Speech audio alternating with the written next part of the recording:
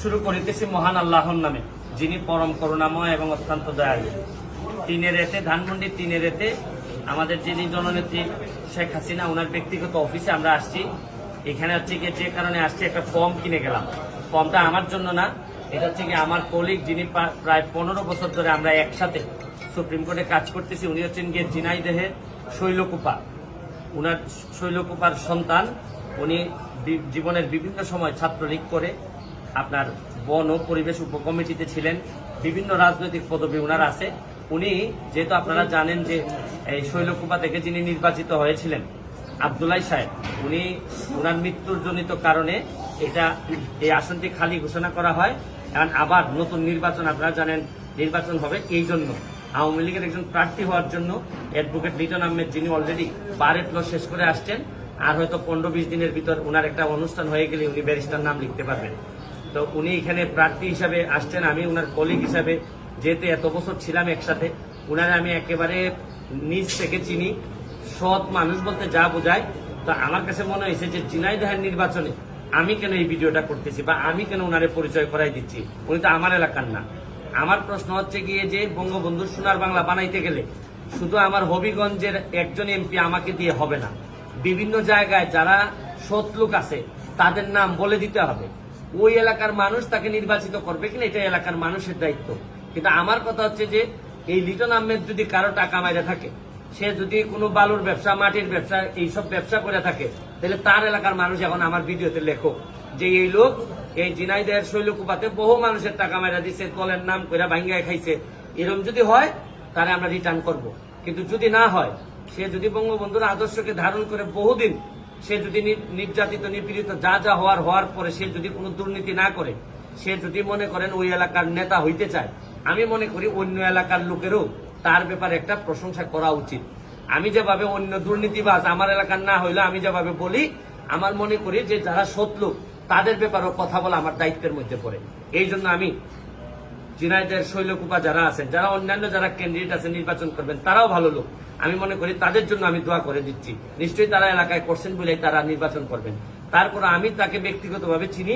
এই জন্য আমি মনে করি এরকম একটা লোক যদি এমপি হয়, নেতা হয়, তাহলে আমি যে গতিতে কাজ করতেছি আমার মাধবপুর সোনারঘাটে, আমি এই গতিতে আমি তাকে সহযোগিতা করতে পারবো। একই গতিতে তাকে নিয়েও কাজ করা সম্ভব।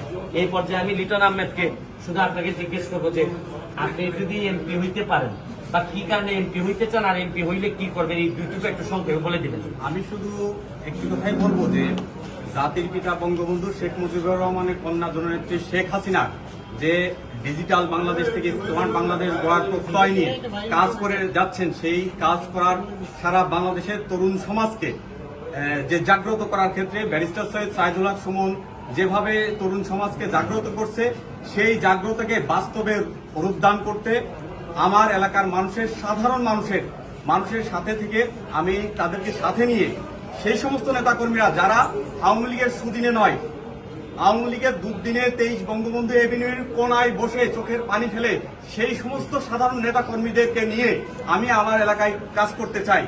এবং সাথে সাথে আমরা যারা বঙ্গবন্ধুর আদর্শকে ধারণ করি, জননেত্রী শেখ হাসিনার যে বাস্তবে সোনার বাংলা গড়ার জন্য যে কাজ করে যাচ্ছে, সেই শুধু কথাই নয়, বাস্তবে তরুণদেরকে নিয়ে বঙ্গবন্ধুর আদর্শকে ধারণ করে সত্যিকার অর্থে কাজ করা, কথা দিয়ে নয়, সত্যিকার অর্থে কাজ করা, সেই প্রত্যয় ব্যক্ত করে আমি আজকে একটা নমিনেশন ফর্ম কিনলাম। আমি প্রত্যাশা করি যে দলীয়ভাবে সবার প্রতি আমার শ্রদ্ধা আছে, যারা সিনিয়র নেতৃবৃন্দ এখানে দলীয় মনোনয়ন ফর্ম কিনেছেন সবাই যোগ্য, আমি মনে করি আমার চেয়ে সবাই যোগ্য। তো তাদের প্রতি শ্রদ্ধা রেখেই আমি আমার এই আশাবাদ ব্যক্ত করছি এবং আমি ভবিষ্যতে আমার নমিনেশন না পাইলেও আমার এলাকার মানুষের সাথে থেকে আমি কাজ করব। আমি বক্তব্যটা শেষ করার আগে শুধু এটুকু বলতে চাই, হবিগঞ্জ বদলানোর, আমার এলাকার ইতিহাস বদলানোর কাজ আমি শুরু করছি। 2 বছরের মধ্যে আমার এলাকা চিনতে পারবেন না। অলরেডি যেসব কাজ শুরু হয়েছে আপনারা চিন্তাই করতে পারবেন না। একইভাবে যদি এই লিটন আহমেদ এই এলাকার নেতা হয়, আমি আমার কাজগুলার যে গতিতে কাজ করতেছি হবিগঞ্জের সাথে আপনার ঝিনাইদহের শৈলকুপার একটা সম্পর্ক তৈরি করতে চাই, এটা উন্নয়নের মডেল বানাইতে চাই। বঙ্গবন্ধুর একটা সোনার বাংলার একটা ছোট্ট অংশ শৈলকুপা এবং হবিগঞ্জের এই মাধবপুর সোনারঘাট আমরা উপহার দিতে চাই।